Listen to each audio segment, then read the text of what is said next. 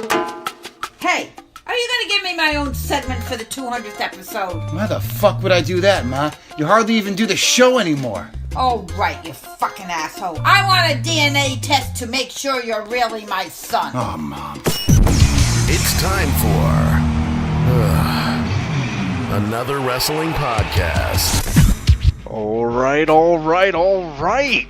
Welcome to another wrestling podcast.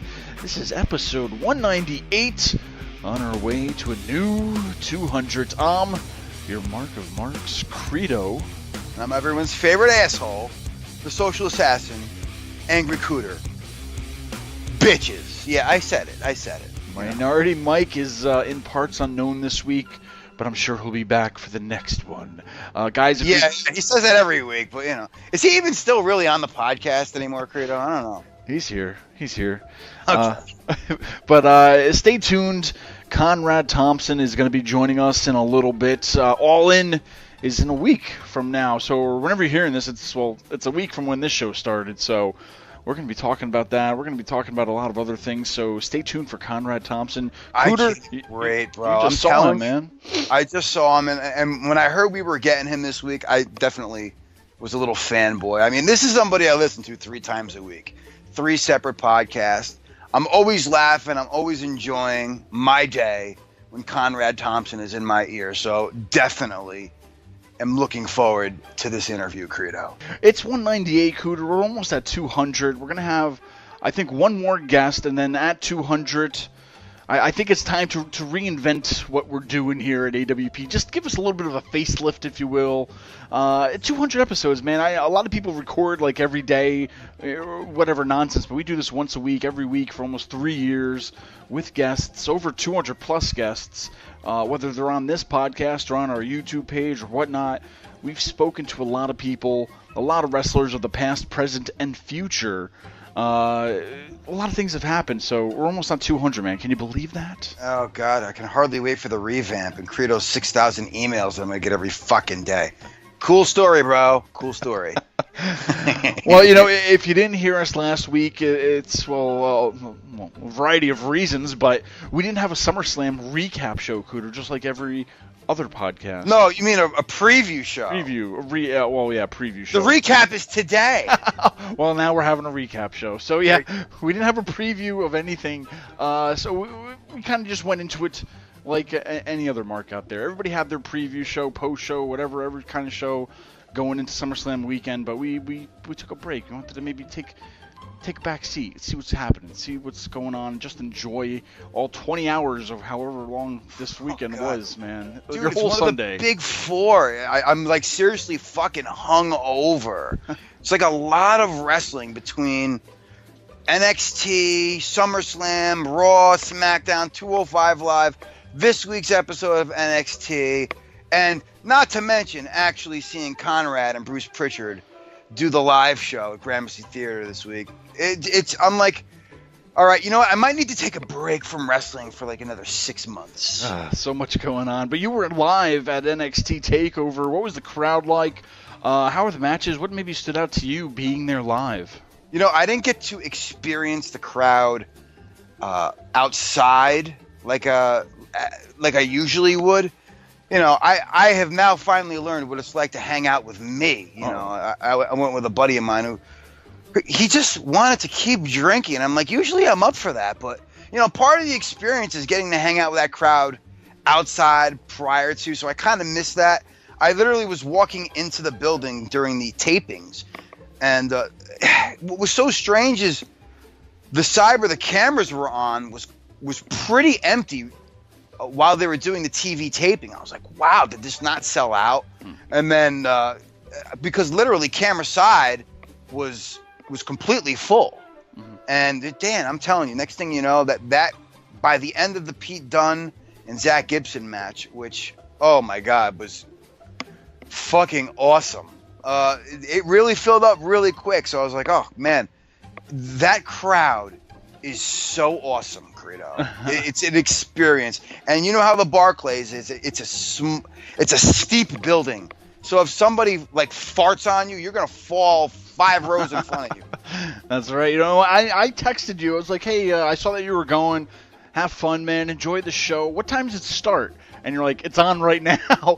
And it's 7 o'clock. And, like, I had a birthday party going on. And I'm like, 7 o'clock. Like, geez, I thought the pre-show would start at 7, especially for, like, an NXT show. And I'm like, fuck. So I kind of missed, like, the first match. I had to play catch-up and watch it.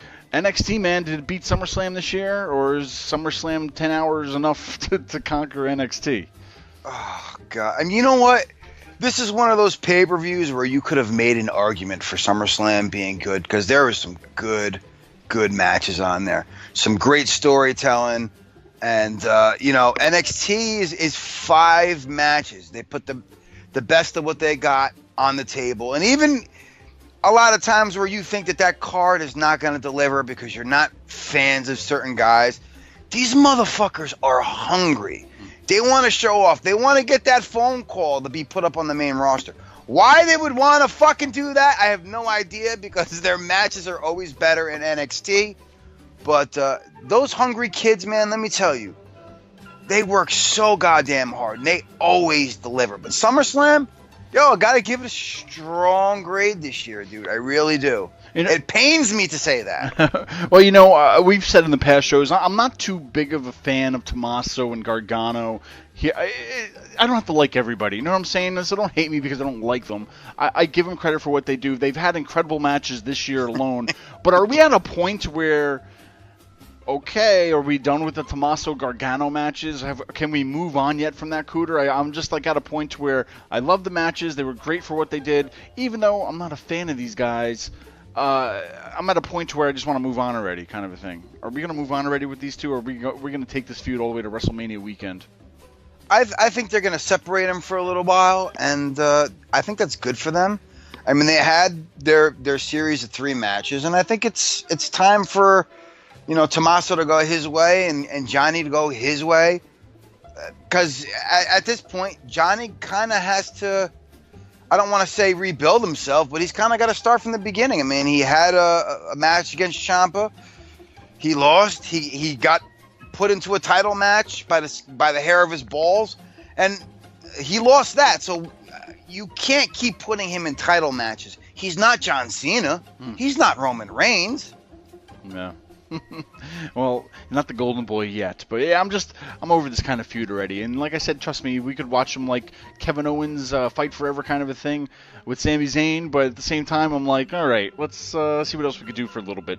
But on the other flip side of the weekend, on Sunday, the long-ass SummerSlam, without going over every match and analysis and whatever happened, just a few things I want to point out. Cooter, okay. You love when I say this. It's probably at best it's one of the top 4 pay-per-views of the year. Yes, I think the second biggest of the year behind WrestleMania. Just on, I don't know, maybe how the card is stacked, if you will. I'd call it 3 because I think everybody enjoys the Rumble. But okay, no, of course, yeah. And so, but with a big pay-per-view for me, I want to see completed stories. I want to see where just the storyline ends. I feel like a lot of the SummerSlam matches we got dusty finishes. We got a lot of DQs, a lot of brass knuckles. We got a lot of just weird. I don't know. It wasn't. Trust me. Dusty finish. I want to punch you. It was like stacked 50-50 to where it's like I enjoyed it. Don't get me wrong. I enjoyed SummerSlam as a whole, but there was just like a lot. It had to have like everything. Like this was a DQ. This was a knockout with an illegal object. This was, it just felt like it was like, okay, it didn't have to have the whole wrestling world of what can you do for a finish in this, match, instead of just having a nice 1, 2, 3, he wins, she wins, story's over, moving on. So a lot of weird finishes, if you will. But also I think the thing coming out of it is Ronda won it. I get why she won it, but yes, when you say you don't want to be handed anything, and this is like your 4th or 3rd or 5th maybe a live television match, I don't think you should get the championship on your 5th ever live WWE wrestling match to air. I would have thought they would have held out till WrestleMania at least for this kind of a win, but I guess they want to take her name and ride it as far as they can, at least with getting those casual viewers. Would you agree with that? I don't have a problem with her being the champion after her 4th or 5th match. I mean, if you want to be technical, I think Brock Lesnar won the UFC title on his third match, I want to say. I was going to say, his third fight. Do you think they're trying to create her career like a UFC career to where... I think that's a fair statement, but what bothers me is not the fact that she won. It's the fact that it was a squash. Like Alexa Bliss, it's like when Kevin Owens lost the belt to Goldberg. It pissed me off because it was a fucking squash. Like, if you're going to put Bill Goldberg over and put the belt on him for a nostalgic feel, cool. You want to put the fucking belt on Ronda, cool. You're going to get that mainstream media attention. Great. I understand why. But why are you diminishing what Alexa has done for that title? And she's a fucking good worker. Great on the mic. That's the only thing that bothers me. I think she deserved to actually have a match with Ronda. Sure. As opposed to just a squash. Yeah, why bury your own talent that you're trying to create for the future? And it's like, it's... I'll tell you what, though. As much as we probably all hated seeing Roman and Brock again, they played that to a T. They knew they were going to get booed for the match. They knew they were going to have the fans against them. So they called the audible. They brought Braun to the ring. And you think he was going to be a three-way dance, and he said at least he wanted to know that he was going to cash in or whatever. Now he's standing at ringside, so now in your head, no matter what happens with this match, Braun's going to cash in. But so that's like it made me enjoy the match knowing that no matter what happens, if Brock wins, if Roman wins, we're going to get a Braun match after this just to see what happens. And so, like, that kind of made me enjoy the match. But then as it went on, they played it to where they knocked him out. And then, dude, Brock Lesnar throwing briefcases, man, holy shit. If that would have went anywhere else, somebody would be dead. I was like, when he threw it, they didn't cut away to show where it was right away. And I'm like, oh, my God, where did he just throw that? Yo, they do not learn from history. Do you remember when he threw the door off the Cadillac? Yes. Like, seriously. Like, you're right. Somebody could have seriously got hurt. And I'm going to piggyback you, bro. I agree. It made me very curious, and they did play it to a T because they got the pop when Roman won the belt. They got their feel-good Roman moment. They tried everything they can possibly do, and they're still doing it because when you look to the next night on Raw, not only did we use Braun to get the pop, not only did we try to make Brock Lesnar look like a bigger scumbag than Roman, right? We have done everything to try to get this feel-good moment, and now we're keeping it a feel-good moment with this Shield reunion. And I'm just like, well, they are finally learning from their mistakes and all the trial and error over the last 4 years. Are you okay with this, Credo? Are you okay with it? It got you hooked, and they tricked you, but are you okay with it now? I'm okay with him holding on to the championship only because, I'll tell you what, it's Raw needed it. Raw needed that championship on the show because other than that, what are these guys fighting for? And other than that, it's like, okay, how many number one contender matches can you have to where that guy's a number one contender for like 6 months before he can actually fight for the championship again? Raw needed anything on there besides the IC championship, needed that extra fuel to watch and that intrigue. And now that intrigue of when Braun is going to cash in, especially because he's just going to probably come out on every Raw or something and do this, to where I'm intrigued now. It's a great storyline and it gives them something to work with. It's a prop. They need that prop on that show to just make it more enjoyable, if you will, because it's like half the time I'm sick of a number one contenders match. I want to see something. I want to see some actual confrontation over whatever it is. Before we get into the Shield, though, which we'll talk about in a little bit, I want to remind everybody, anotherwrestlingpodcast.com.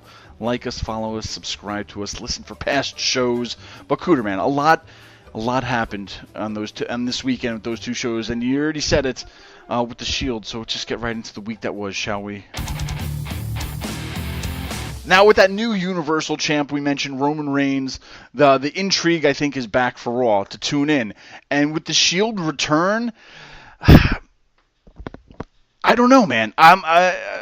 It was kind of like a heelish move. That's not a fighting champion. That's like, I'm gonna get my boy out of the way kind of thing. It's weird. It's like riding the wave of it's a heel, but they're still good because we're getting cheered and the fans like us, but I don't know. I thought they looked more heelish than they did, being baby faces, if you will. And I don't know, I'm over the Shield. Like, what do you think? How are they going to counter this? Like, who's going to counteract, or is it just whenever they kind of need them, like a Batman, throw up the signal and the Shield forms or something?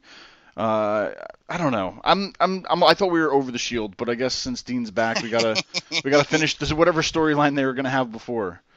I'm so conflicted because I don't want to be one of the haters. I don't like the direction that they were going in with Roman.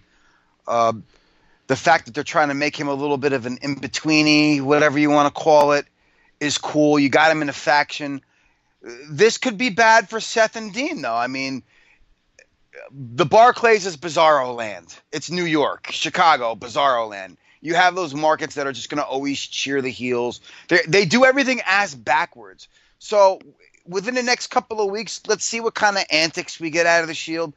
Let alone the fact now that you got a Constable Corbin who's going to be your Raw general manager who could potentially throw a monkey wrench and make them more look like a face faction, So there's a lot of chess pieces on the board. So I don't want to judge it just yet, but it wasn't a bad episode.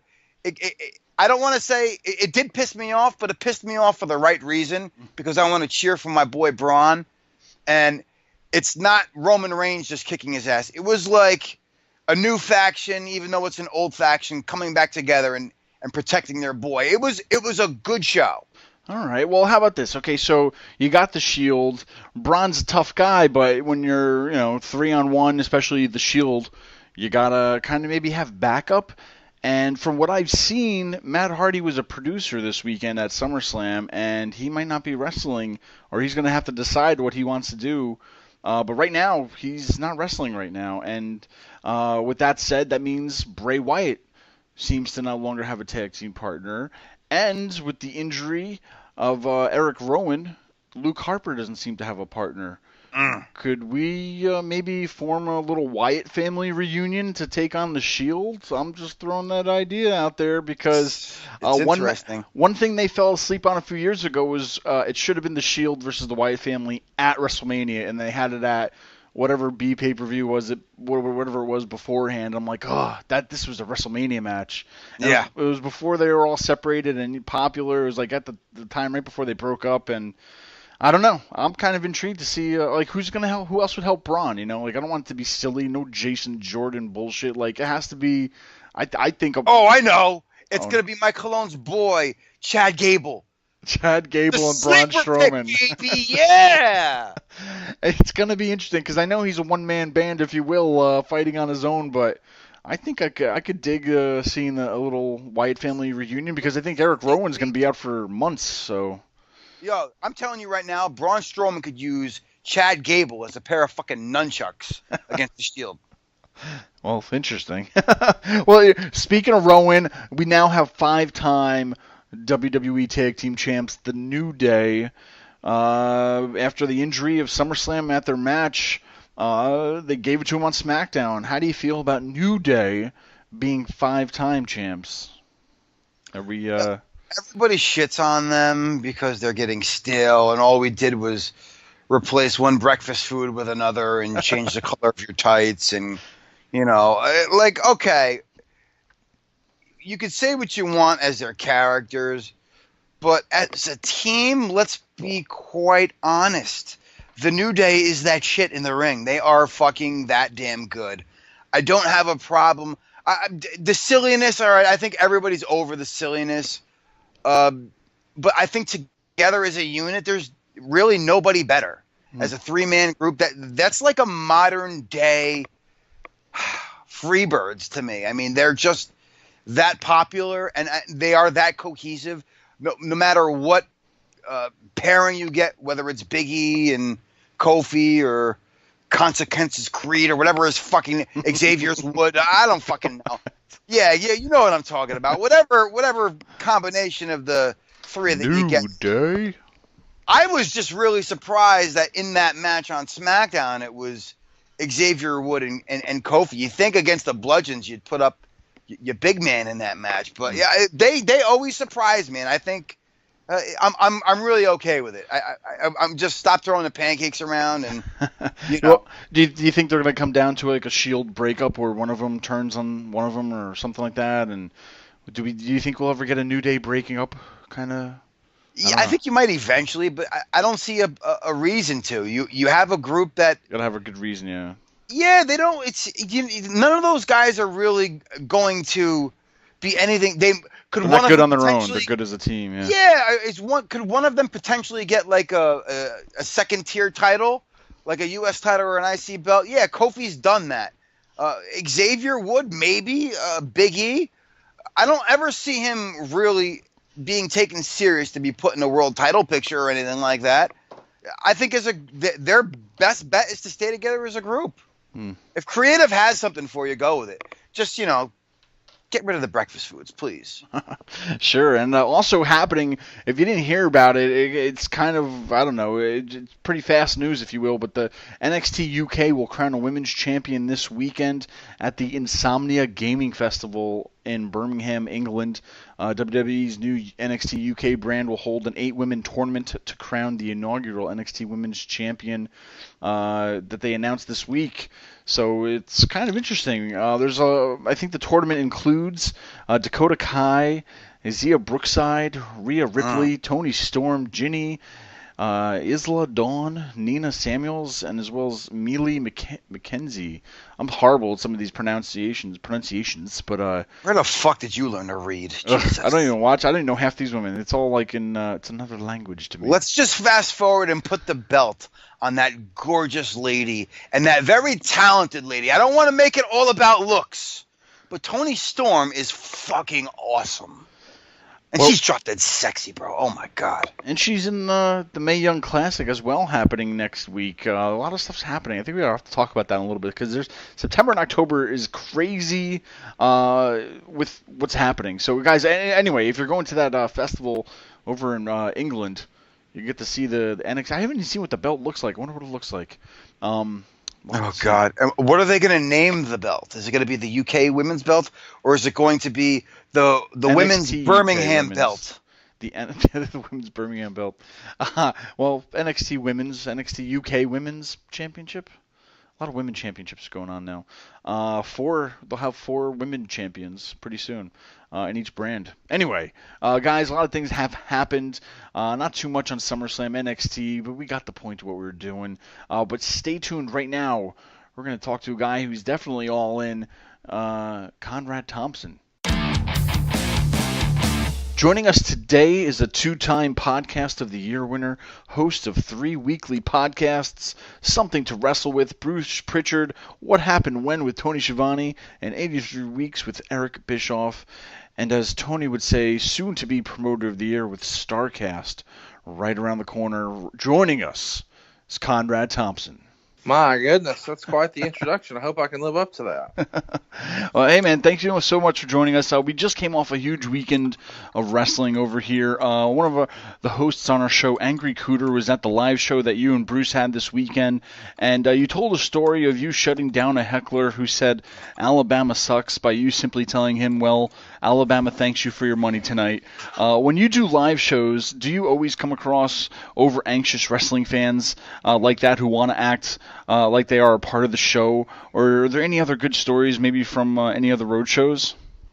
No, you're exactly right. I mean, they do want to be part of the show, and I'm glad they are. I know some performers, when they're on stage, they don't want to, they want to do their thing and sort of, maybe receive some quiet applause. But that's not my thing. I want it to be interactive. I appreciate when people shout things out and are passionate enough about the show to want to participate. I take it as a compliment, not the other way. So I didn't see it as him sort of shouting me down or him trying to take over the show. I just felt like, he was wanting to play a little bit, and we did. It was fun. So that stuff usually happens, every show, and it's not something I dread. It's something I look forward to. Sure. Now, our name for the show is Another wrestling podcast. And in a podcast market that is just flooded with podcasts with radio hosts interviewing superstars, former wrestling superstars, recap shows, predictions, you seem to have found a niche that sets you apart from the rest, focusing on single past events as told by the people who were directly involved with them. That started with Bruce, but who deserves the credit for that kind of format of the show? Is that your kind of idea, or is it Bruce's, or a collaboration? I mean, I guess, I don't like to say this, but I guess it's mine. It was my idea, and people even call it the Conrad format. I don't know that I would necessarily do that, but it is quite the compliment. Nice. Now, I think I can speak for fans of your shows that when I say that one thing we enjoyed about your shows is that you're not afraid to call bullshit on Eric or Bruce when you smell it. Who do you enjoy antagonizing more? Well, everybody handles it differently.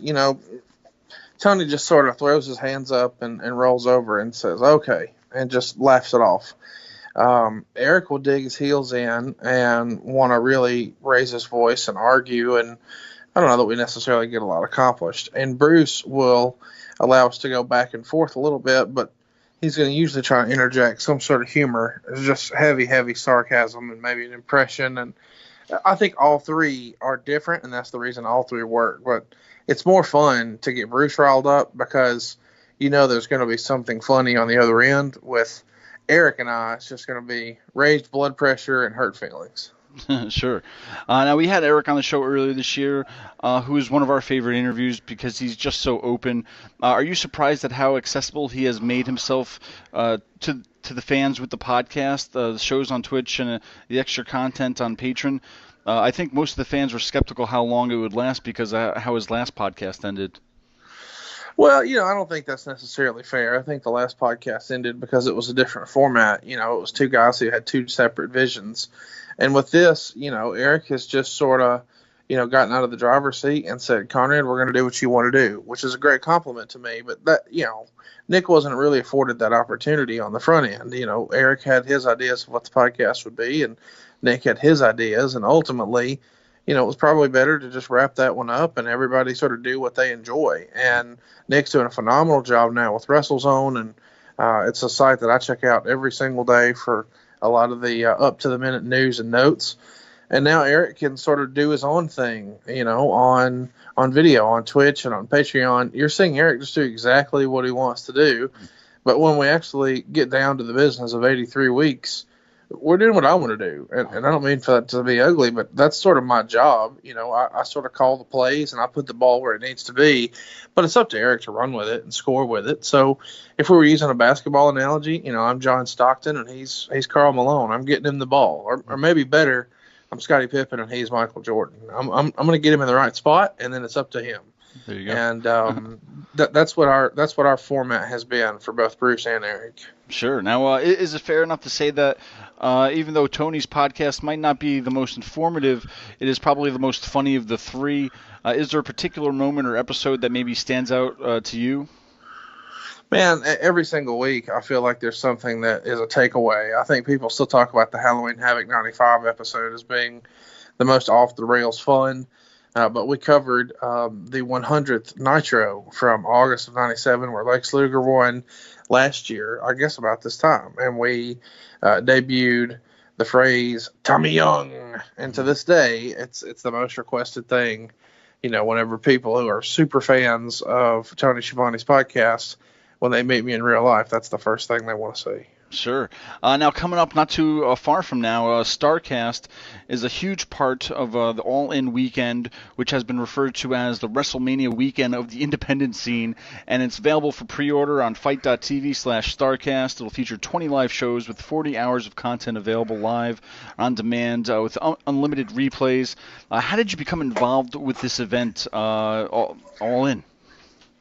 Man, it was really just a happy accident. I had the opportunity to meet the guys, who were on the undercard, a lot of them in different ways, but I never really got to meet the Bucks. But I did get to meet Cody Rhodes back when he worked with WWE, and I did, his brother's mortgage, and so I was familiar with Cody, and we had met a few times, and I'd had a couple of conversations with Brandy before at live events, and I'd had a lot of long conversations with his mom and catering over the years when I was hanging out with Rick.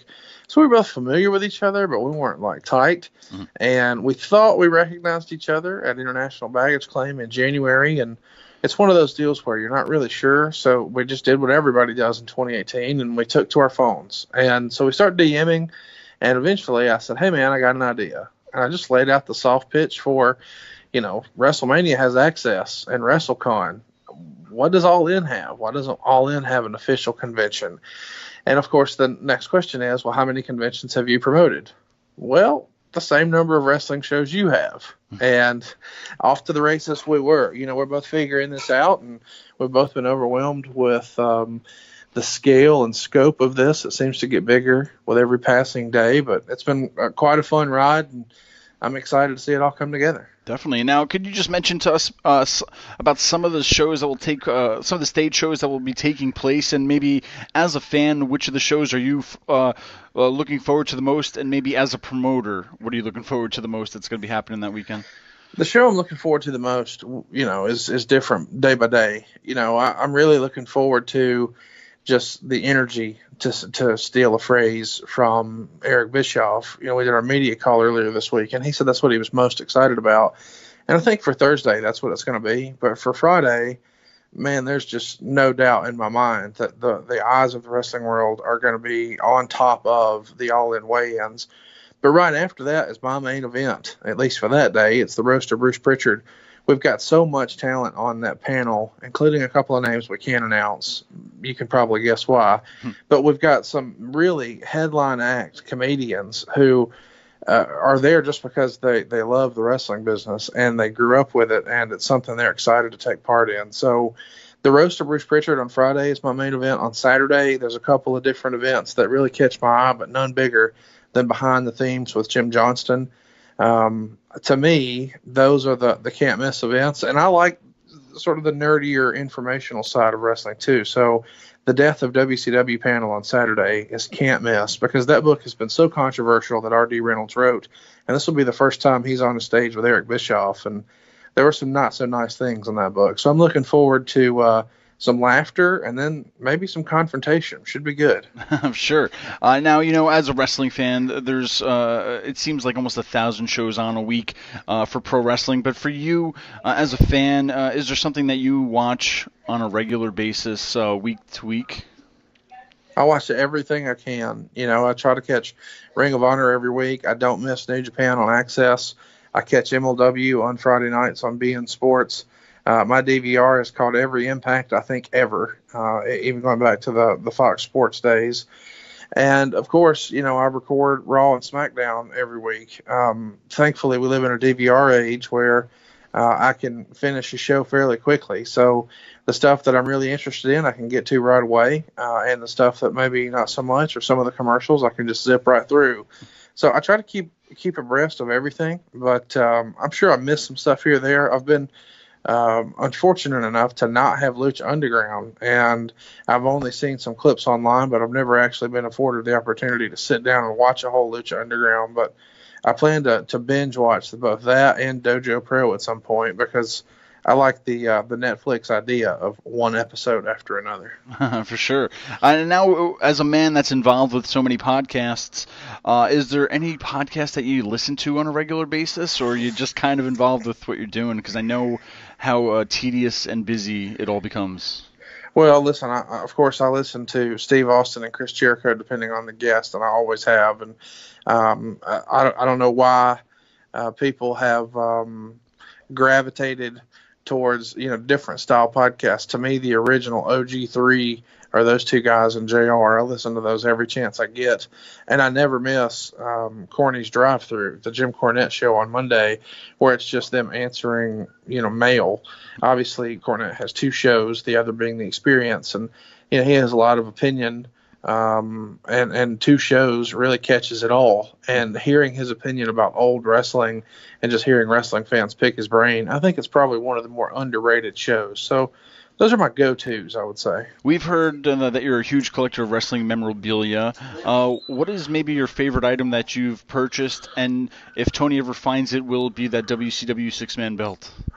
No, I've given up on that belt. It's never coming. But, the coolest thing, one of the coolest things I've got, everybody saw in the WWE Network, I've got Dusty Rhodes' old Starrcade boots, white with the green star. I mean, those are just iconic and a big part of my collection. But I've also got the purple robe that Ric Flair wore to beat Vader at Starrcade 93. And I think every wrestling fan grew up wanting a Ric Flair robe. So the idea that I actually own one was pretty damn cool. Sure. And last but not least, we love the fact that you bring the heat to your fellow co-hosts, and it wouldn't be fair if we didn't try to at least bring it to you a little bit. One of Angry Cooter's, one of the hosts' favorite episodes of What Happened When was Uncensored 1997. You made a mention that you bought the in-ring worn Steiner jackets from both Scott and Rick, but part of that deal that you wouldn't reveal, that you got something else from Scott he didn't deliver on. Angry Cooter's OCD is dying to know what that item might have been, and would you be able to let us know today? Nope. It's okay, I figured, but I wanted to get that out there anyway. Now, that being said, I do think that what everybody should get from Scott Steiner is a double scoop of ham cubes. He is the proprietor and owner in all things there is to be at Shoney's in Ackworth, Georgia, which is right off the interstate. It's one of the first Shoney's that can actually serve alcohol, and it's definitely the coolest Shoney's. If you ever get a chance to stop by, he's got like a shrine of memorabilia in the front, posters from out his career and action figures and title belts and the Letterman's jacket, and there's just so much cool stuff. Like, if you're a Shoney's fan, this is the best Shoney's of all time. Awesome. Well, Conrad, thank you so much. We know you're a busy man. For the fans listening out there, if they don't follow you now, where can they follow you on social media? Well, absolutely, man. I appreciate you mentioning that. Hey, it's Conrad. That's H-E-Y-H-E-Y-T-S, Conrad, C-O-N-R-A-D. And I'd love to have you follow there. I'm very active on Twitter and try to respond to everybody I can. And hope everybody checks out Starrcast on Fight. You don't have to make the trip to Chicago. You can actually check it out live or on demand. And we've got a contest going right now where you can actually show up and get front row all-in tickets. So check it out, fight.tv/Starrcast. All right, once again, thanks to Conrad Cooter. What a guy. What a guy. He's a very busy guy. I couldn't imagine doing all these podcasts on top of a day job, on top of oh, man. When does he find the time? I have no idea how he watches that much wrestling on top of his busy schedule. Plus the fact, he owns his own business. He's his own boss. So, that he must be like Vince and get no sleep, my friend. That's it. That's how you make it to the top. Don't sleep, guys. But speaking of no sleep, wake me up when September ends, man. The Green Day song. This is what it's turning into. Guys, listen to the week or month of wrestling we're gonna have. We have All In September 1st, WWE Shanghai, the return of John Cena September 1st, the Mae Young Classic happening September 5th. Which ends and crowns a winner at the Evolution pay-per-view on October 28th. And Hell in a Cell on September 16th. September 16th, Hell in a Cell, that's right. Melbourne, Australia is October 6th. Yeah, the Super Show, whatever the fuck it's called. Yeah, the once-in-a-lifetime last-time match for Triple H. What is it? The last ever. Last time ever? Yeah, right. Triple H, sure. Undertaker. So September and October, man, is crazy. Pay-per-views, crazy shows. I guess it's a great time to be a wrestling fan, but man, I'm already exhausted just thinking about what the hell's going to happen in the next few weeks. But you know what's funny too is when we look at this giant list of all these events, granted, All In is going to be a huge weekend, but it's really the only thing outside of WWE that's on that list. What I'm really starting to notice when it comes to WWE programming, they have something for everybody on that network. Whether you're a fan of NXT, you want a little bit more of the UK guys, you're having an all-women's pay-per-view. Cartoons. Yeah, they are finding a niche for every type of mark that there is, because I think they understand that most people, like the marks, that might take up 25% of the general audience of Raw and SmackDown, wants to see something different. So they got to go to the network to get it. And, kudos to them. It's a little bit of everything for everyone. So we sit here and we bitch about oh, Raw was this bad and SmackDown was this bad. You don't have to watch it because there is something on there for you to watch that I'm sure you will enjoy. No, for sure. Going back to All In, I know we talked about it last week, but I was just reading something today where, it's the one question everybody always asks them, but Cody Rhodes and the Bucks, will you end up in the WWE? Kind of a question. And at this point in time, they're like, no, they don't. I mean, they're making so much money outside the WWE. They have so much going for them, especially with this pay-per-view. Now, especially even next year with that MSG show for Ring of Honor happening WrestleMania weekend.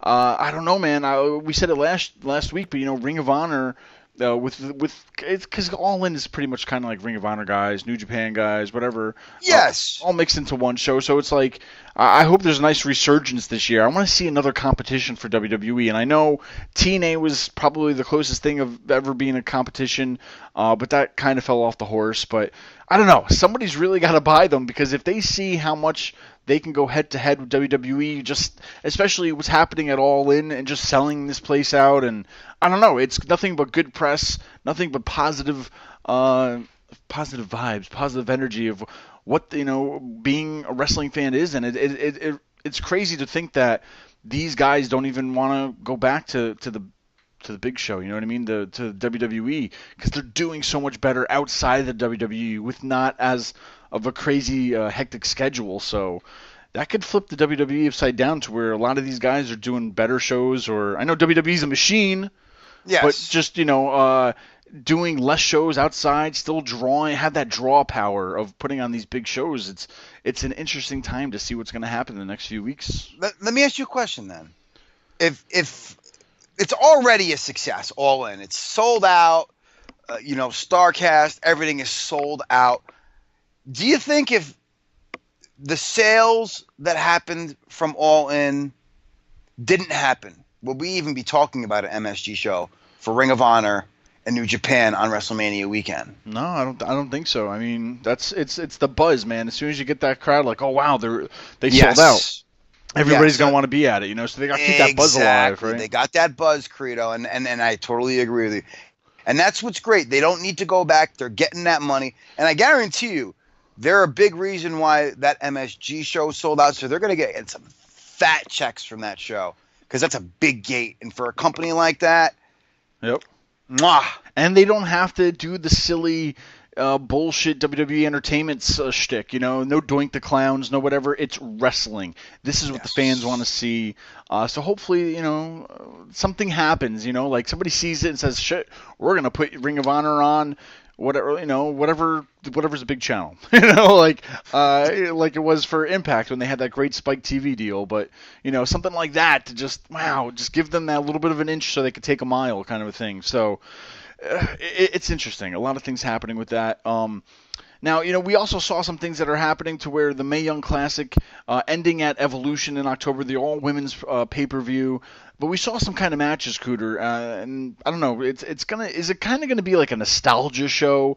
Because some matches that are being thrown out there are things like Nikki Bella versus Ronda Rousey, Alexa Bliss versus Trish Stratus. Who do you give the W to? Who wins in these type of matches? It's like women from the past meet the present, or so on and so forth. I don't know. Are we just going for that nostalgia trip, or is it? Yeah, I think they don't need to do that because they did that at the Rumble, and I was okay with first Women's Rumble. Yeah. Yeah, they did that at the Women's Rumble where they brought a lot of these former women in. We saw Beth Phoenix. We saw Michelle McCool. We got our Trish. We got Lita almost breaking her fucking neck, But I think if it wasn't for the popularity of the ladies today, who I think really need to get that nod for this show, I don't really have a problem with the Trish Alexa Bliss match. If that was the only nostalgic match, we can use Trish to really, that's okay with me. But I mean, Nikki Bella against Ronda Rousey. I mean, right now that's a rumor; it's nothing confirmed. But I think we got to give the nod to a lot of the ladies, not just for the sake of the Mae Young Classic and for the ladies who are on the main roster and those NXT stars that are on their up and comers.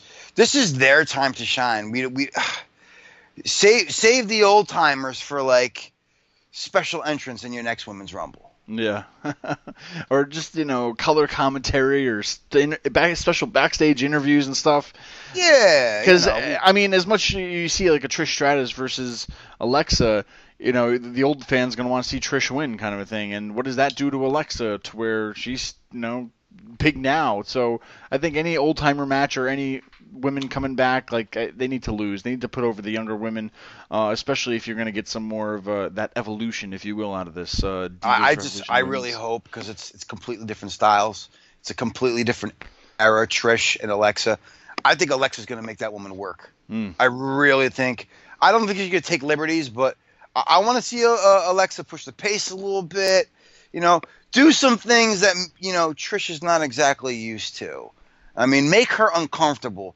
I mean, Trish is not a Mickie James who has adapted to that new style. I mean, she's always been a great worker in both eras. So can Trish do the same that Mickie James has? For sure. Hell in a Cell 2, what was funny on Raw was that we saw Paul Heyman, and you thought, okay, Brock's gone, but now he's pushing the envelope of when does he get his title rematch? And then he even, throws out Hell in a Cell, have it there. Kurt didn't have it, didn't want to have it, which is obviously, it says it's going to be a long time, whatever. So Brock is pretty much presumably now going to the UFC, which is, the foregone conclusion of all this.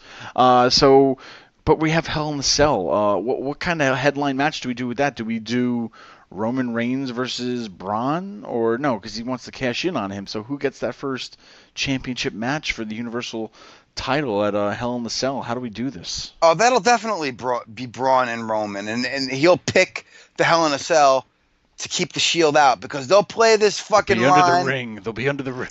Yeah, they'll play this every fucking chance they get. He's gonna try to cash in every week, and the Shield's gonna kick his ass. So he'll just basically say, well, all right, let's use the Cell to keep him out, and I'm going to cash in there.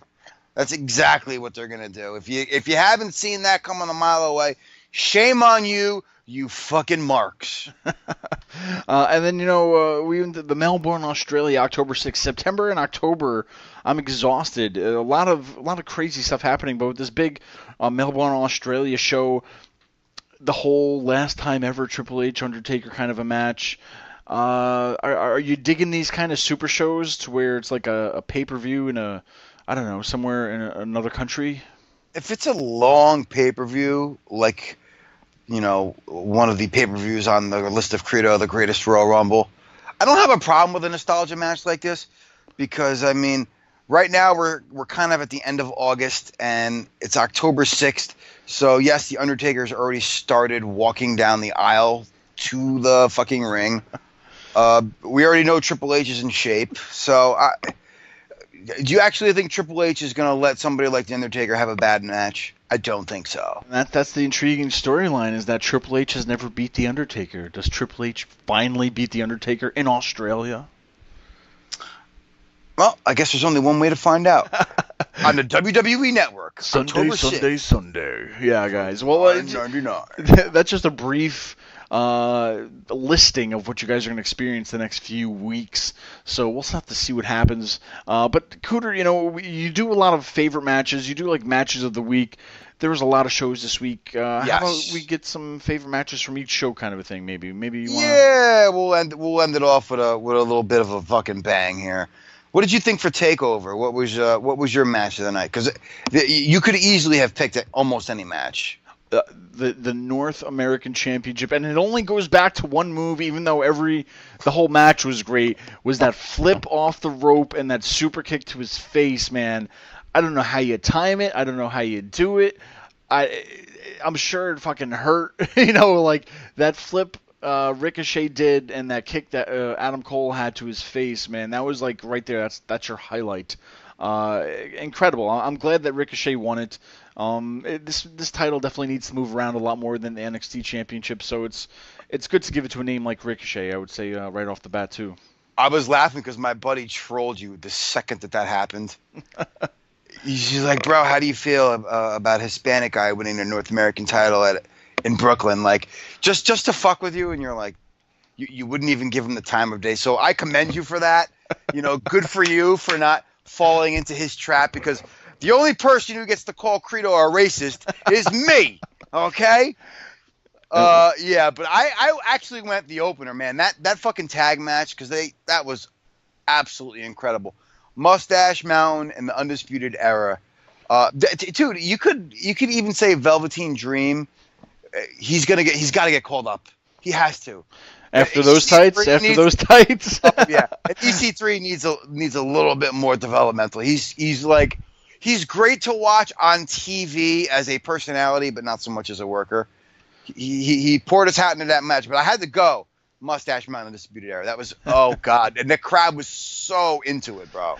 Just for the record, I love everybody, but those tights, man. Velveteen Dream, had Vince, please, what did he say? Is it Vince call me up or something like that? Call me up, yeah. And Triple H was responded to that. I think somebody asked him on Sports Illustrated or something about that. He's like, well, sometimes you get good phone calls from Vince, and sometimes you get bad calls from Vince, and you don't want to get bad calls from that. So I think, I guess kudos to them for not really micromanaging them a little bit to where they can kind of do their own thing for their appearance. But at the same time, dude, I don't know. You're riding a great wave right now. Don't ruin it for just. You really think silly. that's not gonna fucking get over on the main roster? I could just see him fucking with certain people the way that they did back in the day with like Goldust and shit. No, for sure. I'm just hope Vince got a chuckle out of that one. Well, how about SummerSlam? What was the best for you for SummerSlam? What match did you? What was your favorite? It might not have been the best match, but to me, it told the best story. It was AJ Styles and Samoa Joe. I love Samoa Joe just fucking getting on that microphone and talking shit. I mean, it's not the best outing that I've ever seen them have, but it was a solid match, and they told a great story. And Joe just getting fucking AJ to snap like that. They put on a great show. I really love that match. No, yeah, and that's like another ending that went to along with my comment for the Dusty finishes, to where I thought these two, I didn't think they needed that storyline because it's Samoa Joe and AJ Styles. Just fucking wrestle. But yes, I get it. I get that, trying to make everything different and whatnot. It was a great storytelling, but at the same time, I didn't think they needed that. I just wanted to see a great match for the WWE Championship. But my go-to match of the night was on the pre-show, and that was Drew Gulak versus Cedric Alexander. I really thought I didn't think you would pick something like that. Wow, yeah, it was a good match. I thought they were gonna give Drew the championship, the Cruiserweight Championship, just to switch it up a bit. But I'll tell you what, after that kind of a match, I think they're gonna rethink whenever the next title's on the line to give it to Drew or something. It was a great wrestling match. It didn't need any silly, pancakes. It didn't need any Vince call me up tights.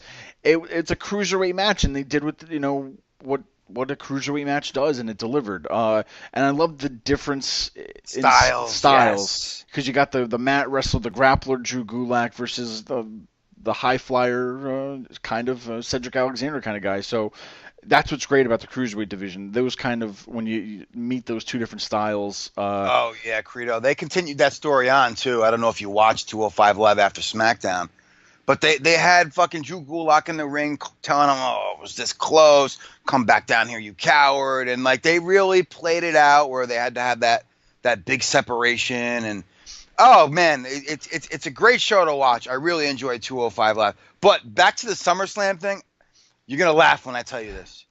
I had one bathroom break throughout that entire thing, and I went to go take a shit during Finn Balor and Baron Corbin, and I'm like, "There's no way." Like all of a sudden I come back and I just see the Demon walking in. I'm like, "Are you kidding me?" The one time I usually used to take a shit during the women's matches, and I had to take a shit during the fucking Demon match. God damn it, I missed it. I'm surprised. And that's the one thing about Finn Balor, man, just really quick, is that was his thing. I love the body paint. It was different for all the big matches. And then they kind of were just like, nah, just do Finn Balor. And then his whole WrestleMania entrance was the whole gay shirt, and it was like Pride. It's like, okay, fucking Balor Club for everyone.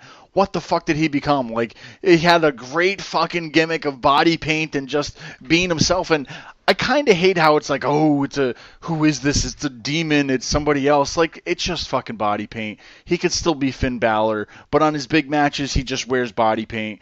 Let him do that. You know what I mean? Like, don't have to fucking, oh, who was this? You wrestled somebody else. It was not you. It was the demon. Stop. Unless you're going to fucking make him a phenom like The Undertaker, stop with the whole demon shit and just let him be, it's Finn Balor, but he wears fucking cool body paint every so often. I wish they would let him change it up after a while. It's been fucking almost how many years funny? already?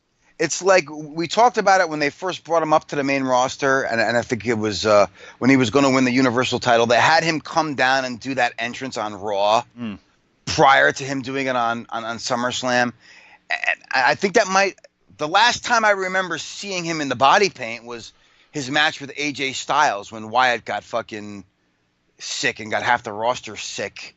Remember? Yeah. That was when we got Kurt Angle as part right. of the Shield, that pay-per-view. Yeah. That was the last time we saw the Demon because the Demon was fucking advertised. So they had the Demon versus AJ Styles, which was cool. Yeah. But we hadn't seen the Demon since then, and they didn't promote it. And when I rewatched it, I was like, wow, it's actually pretty cool. And they did it as a squash. Yeah. So I was really okay with it because they didn't blow their load and like, oh yeah, it's coming. No, they just shot you in the face with it. It was kind of cool. Well put. But yeah, man, definitely need more moments like that. But man, just stop with the Balor Club for everybody. Keep that demon for every fucking pay-per-view. I don't want to, it's like it's just so much better than fucking anything else. Anyway, all right, how about Raw? Well, I think we could probably all agree on this one.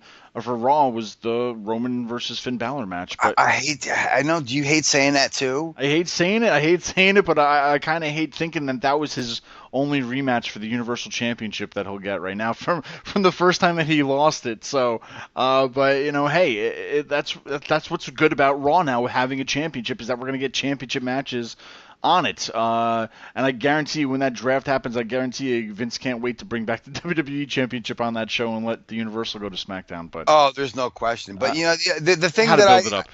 Yeah, the thing that I enjoyed is that they let Finn get his shit in.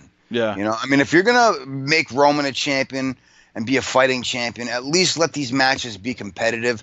Let these guys get their shit in before Roman hits you with a 30 Superman punches and a fucking spear. Like, it was back and forth, and Roman's moveset is, to me, I don't want to say boring because this shit's kind of cool, but it's very limited. So when you keep using the same move 3 or 4 times in a match, I'm like, all right, enough with the Superman punches.